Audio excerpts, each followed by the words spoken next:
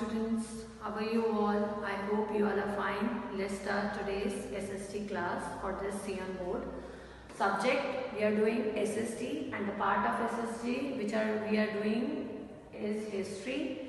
Chapter number 10, and the name of the chapter is an empire and the kingdom and the golden age of the Gupta period. Right? We have covered few topics from this chapter. So in today's class we are moving to further topics. So what are the further topics?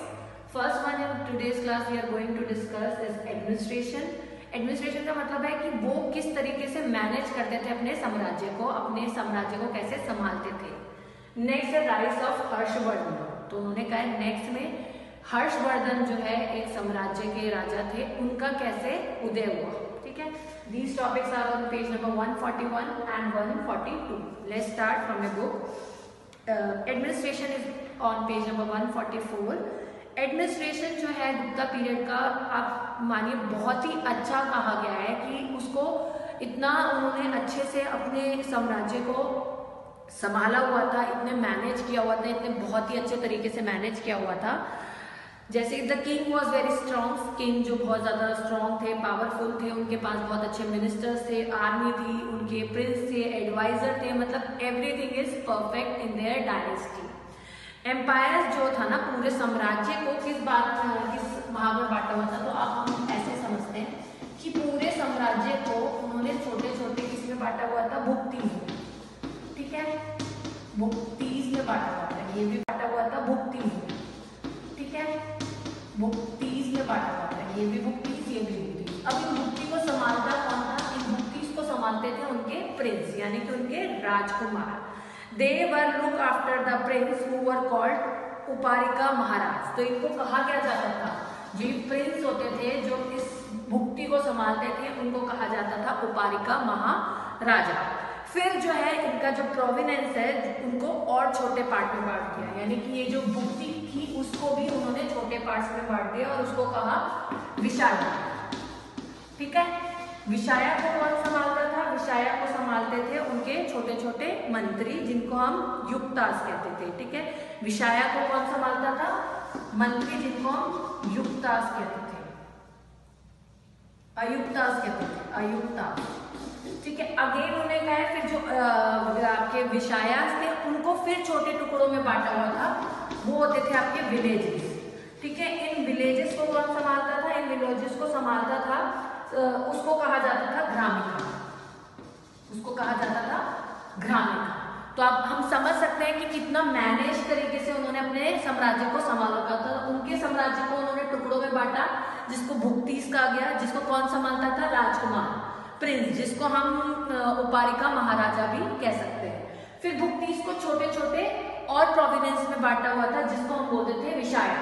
ठीक है, विशाया को कौन संभालता था? मंत्री संभालते थे, जिसको अयुक्ता कहते हैं. ठीक है, फिर उन्होंने कहा विशाया को हमने छोटे छोटे विलेजेस में बांट रखा था, जिसको कौन संभालता था? The council of village Elder. और इसको कौन संभालते थे? जो विलेज के बड़े बुजुर्ग लोग थे, वो जो है इनके साथ मिलकर इसको संभालते थे.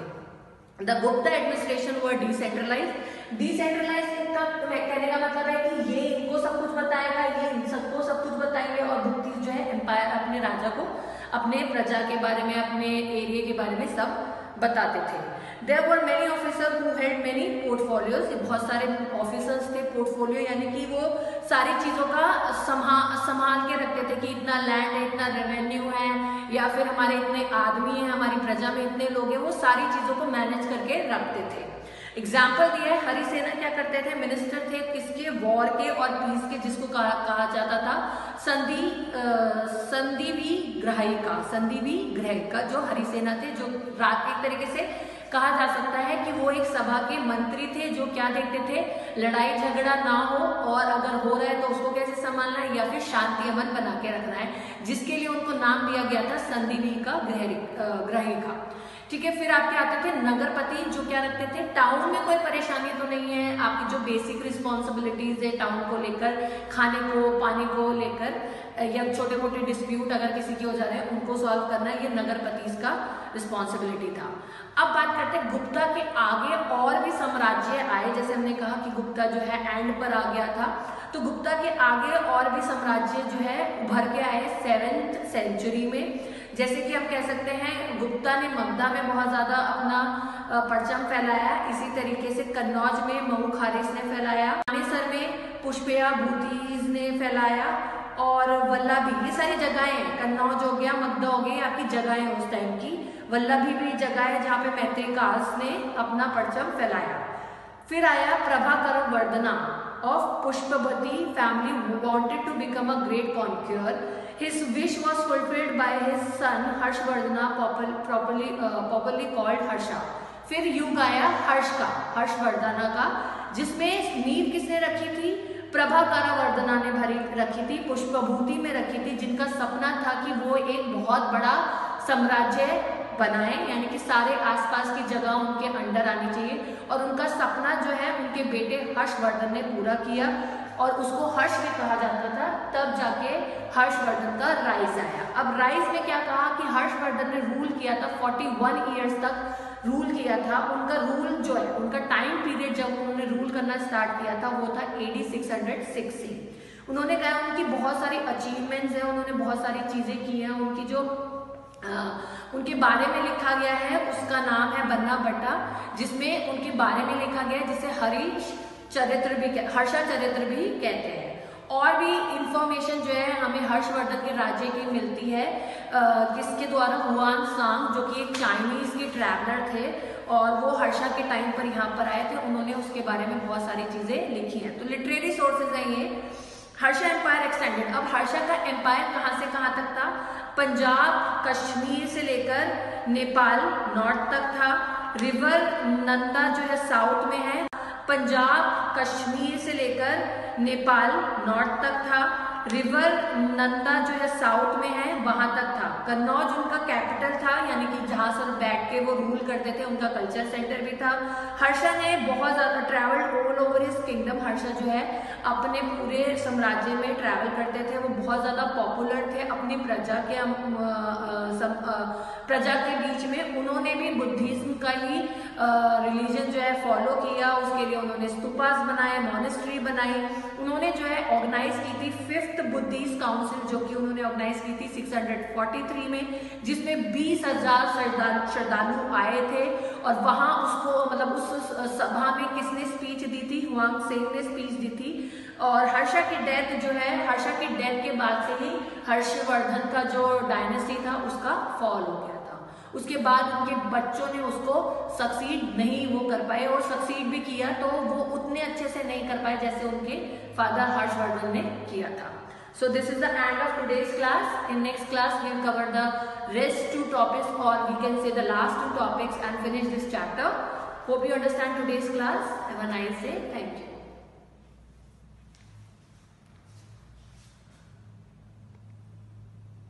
थे वो, उन्होंने अचीवमेंट्स ली हैं, लिटरेचर हो, कल्चर हो, साइंस हो, आर्ट हो, इसलिए उनको विक्रमादित्य भी कहा जाता है। उन्होंने जो है कौन कौन सी जगह को जीता? मालवा गुजरात में है, और उन्होंने बहुत सारे वेस्टर्न जो इंडिया के जो वेस्ट साइड्स हैं उनको कह सकते हैं वहां से उन्होंने ट्रेड किया, क्योंकि वहां पे समुद्री इलाका है।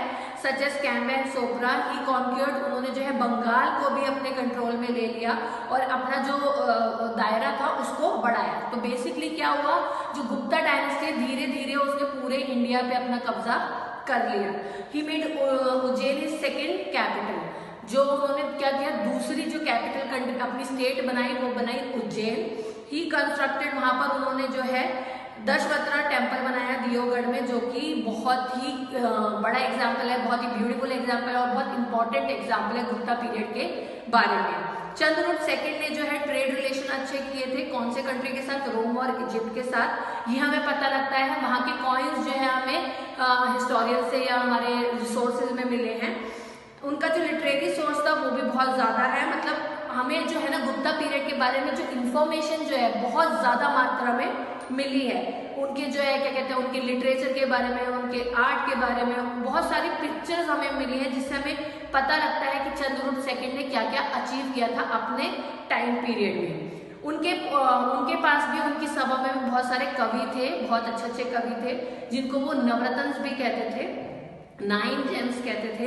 अमंग देम, उनमें से सबसे जो उनके अच्छे मतलब प्यारे कह सकते हैं, बहुत ही जो है बहुत बड़े कॉन्कर थे। कॉन्कर का मीनिंग मैं पहले भी बता चुकी हूँ, जो किसी लैंड को जीत लेता है। तो वो बहुत ही बड़े वो कह सकते हैं आपके शस्त्रीय थे, जिन्होंने मतलब शस्त्रों से लड़ाई झगड़ा करके मतलब लड़ाई करके दूसरे मतलब उस लैंड को एक्वायर किया और अपने साम्राज्य में उसको जोड़ लिया। उन्होंने अपना राज्य जो है हिमालय से लेकर, हिमालय नॉर्थ में है, लेकर नर्मदा तक जो कि साउथ में है, ब्रह्मपुत्र जो कि ईस्ट से लेकर आपका यमुना वेस्ट तक, तो ये सारा जो है एरिया उन्होंने अपने डायनेस्टी के अंदर कवर कर लिया था।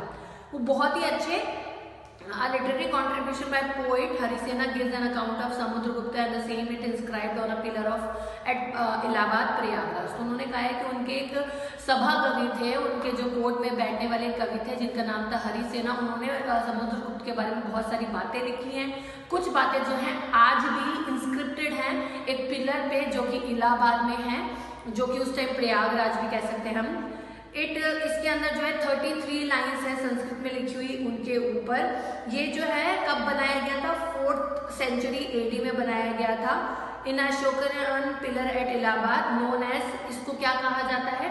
प्रयाग्या प्रशस्त्री भी कहा जाता है, जिसमें समुद्रगुप्त के सारे जीत उन्होंने की, क्या उनके अंडर साम्राज्य आता था, उसको वो कैसे संभालते थे, ये सब लिखा है। उन्होंने जो है इट स्टेट दैट, इसमें ये लिखा है कि समुद्रगुप्त ने कहाँ से अपना साम्राज्य फैलाया है। वेस्ट में उनका गंगेटिक प्लान जो उसके अंदर आता है, उनके अंदर आता है, पंजाब उनके अंदर आता है, वहां से लेकर। Good morning students, how are you all? I hope you all are fine at your home. Let's start today's SST class. As you know, we have started the part history of SST. So in today's class we are going to continue the same.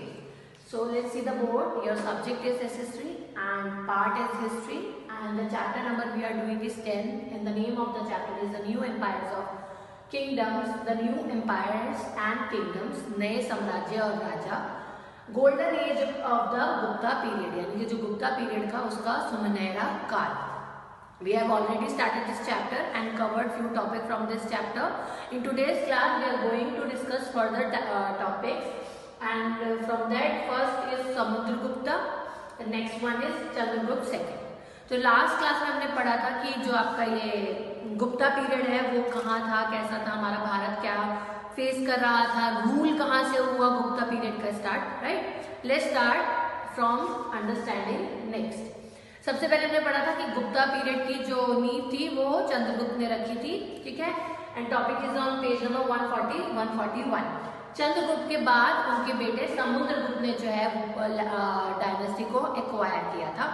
तो अब हम पढ़ते हैं कि समुद्रगुप्त की क्या क्या विशेषताएं थी, वो कैसे पर्सन थे, कब से कब उन्होंने रूल किया। समुद्रगुप्त जो है बहुत बड़े कॉन्कर थे। कॉन्कर का मीनिंग मैं पहले भी बता चुकी हूँ, जो किसी लैंड को जीत लेता है। तो वो बहुत ही बड़े वो कह सकते हैं आपके डेक्कन तक जाएं तो कांचीपुरम इन द डेक्कन तक उन्होंने फैलाया है। उनके बहुत अच्छे रिलेशन थे काशा और कुशानास के साथ, ये भी एक डायनेस्टी है। समुद्रगुप्त जो थे बहुत ही अच्छे, मतलब उनका आर्ट बहुत अच्छा था, वो कला में बहुत अच्छे थे, उनका लिटरेचर बहुत अच्छा था, उनका साहित्य बहुत अच्छा था। His court was adorned by the poet, उनके जो सभा थी उनके अंदर बहुत ही अच्छे अच्छे मंत्री पद थे, उनके कवि थे, उनके मंत्री उन्होंने बताया और कवि बताया। कवि कौन कौन से थे? हरिसेना, असंगा और वासुबंधु। वो खुद भी जो है म्यूजिशियन, बहुत अच्छे म्यूजिशियन थे, उनको म्यूजिक का बहुत ज़्यादा शौक था। वो देखा गया है कि उन्हें वीणा बजाना बहुत अच्छा लगता था, क्योंकि कुछ कॉइन्स उस टाइम के मिले हैं जिसमें इस पिक्चर को दिखाया गया है, जिसमें वो वीणा बजा रहे हैं। इस तरीके के कॉइन्स उस टाइम से मिले, जिससे हम ये अंदाजा लगा सकते हैं कि उनको वीणा बजाना कितना अच्छा लगता था। He was also a warrior and was a tolerant ruler. उन्होंने कहा कि वॉरियर भी थे, खिलाड़ी भी थे, वो लड़ाका भी थे, वो और टॉलरेंट रूलर भी थे, यानी कि लोग उनको पसंद करते थे। He worshiped Lord Shiva, भगवान शिव की वो पूजा करते थे, बार बार अश्वमेध यज्ञ करते थे, और उन्होंने भी बौद्ध धर्म को आगे बढ़ाया। फिर उनके बाद जो है चंद्रगुप्त सेकंड ने उनकी गद्दी को संभाला, उनका बेटा कह सकते हैं। और चंद्रगुप्त सेकंड जो है 375 AD में आए।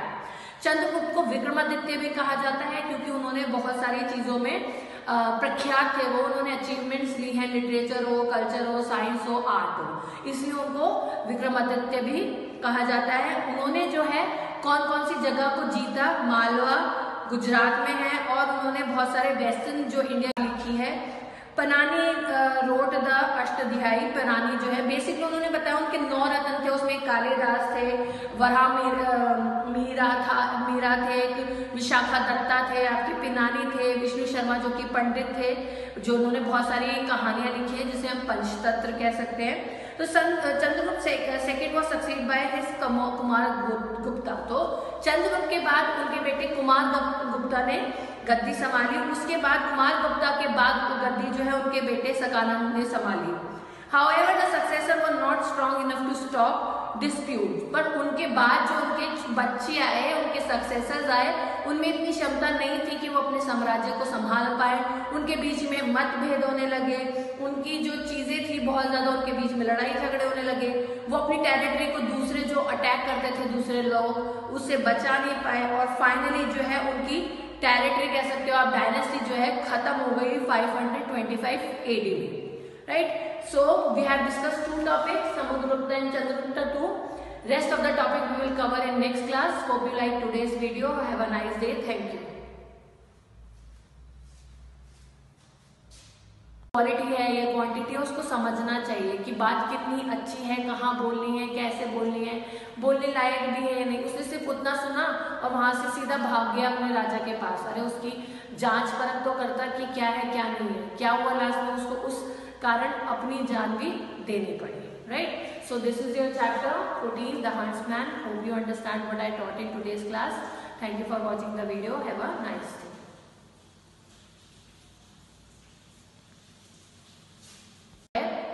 हरित का मतलब होता है भागते हुए जाना।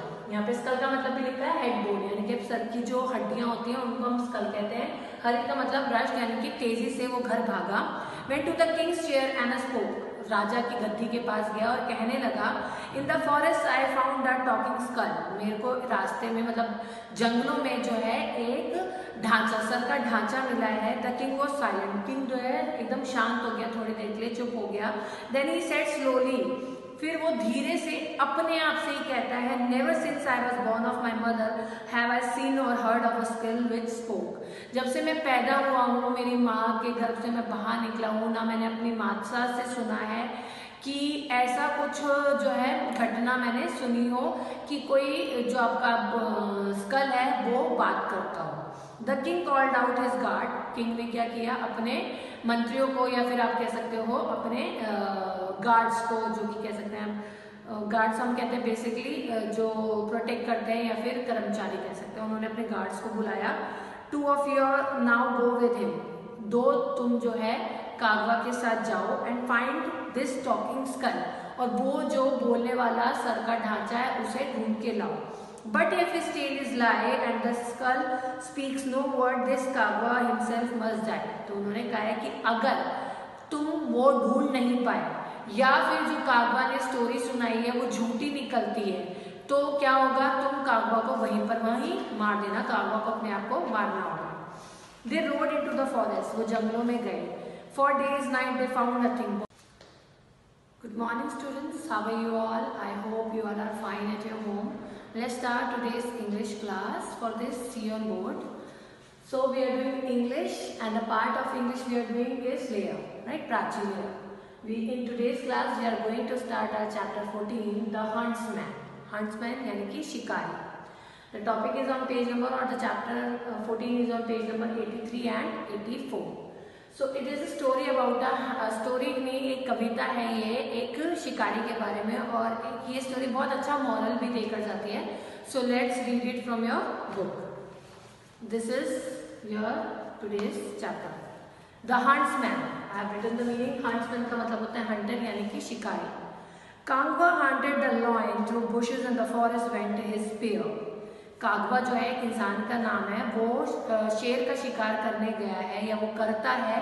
कैसे करता है, जंगलों में झाड़ियों में छुप कर करता है, अपने स्पेयर यानी कि बंदूक के साथ, अपने हथियार के साथ। One day he found the skull of a man and said to it, how did you came here. एक दिन शिकार करते करते उसको जो है मुंडी आप कह सकते हैं, आपका जो सर होता है स्कल बेसिकली आपका जो है सर का जो हड्डियों का जो एक ढांचा होता है वो उसको मिला, स्कल मिला, और उससे वो पूछने लगा कि तुम यहाँ पर कैसे आए। The skull open his mouth and said talking brought me here. वो स्कल जो है, जो सर का जो है हड्डी का पार्ट है, वो मुंह खोलता है और बोलता है कि मेरे बोलने के कारण मैं यहाँ पर आया हूँ। कागवा हरिड होम, कागवा जो है द फॉरेस्ट, वो जंगलों में गए। For days night they found nothing, बहुत दिनों तक रातों तक उन्हें कुछ नहीं मिला। At last they saw the skull, आखिर में उनको वो स्कल मिल गया, वो सर का ढांचा मिल गया। Kagwa said to it how did you came here, Kagwa ने वही क्वेश्चन उससे दोबारा पूछा कि तुम यहाँ क्या आए हो, कैसे आए। द स्कल सेड नथिंग, अब जो है स्कल ने कुछ नहीं बोला। कागवा इम्प्लोर्ड, कागवा जो है इम्प्लोर्ड का मतलब रिक्वेस्टेड, इम्प्लोर्ड का मतलब होता है रिक्वेस्टेड। कागवा ने उस सर के ढांचे से बहुत रिक्वेस्ट की कि बोलो बोलो बोलो, बट वो नहीं बोला। The guard said kneel down, guard ने कहा कि तुम झुक जाओ। They killed him with sword and spear, उन्होंने क्या किया, उसको क्या कहते हैं, तलवार से और बंदूक से उसको मार दिया। Then the skull open his mouth, जब वो मर गया तब जो है उस सर के ढांचे ने मुंह खोला और हंटमैन यानी कि शिकारी से कहा how did you came here, शिकारी से पूछा कि अब तुम यहाँ कैसे आए हो। कागवा से पूछा कि तुम यहाँ कैसे आए हो, तो डेड मैन आंसर्ड, कागवा जो मर गया था उसने आंसर किया talking brought me to me here, यानी कि मेरे बोलने के कारण मैं यहाँ हूँ।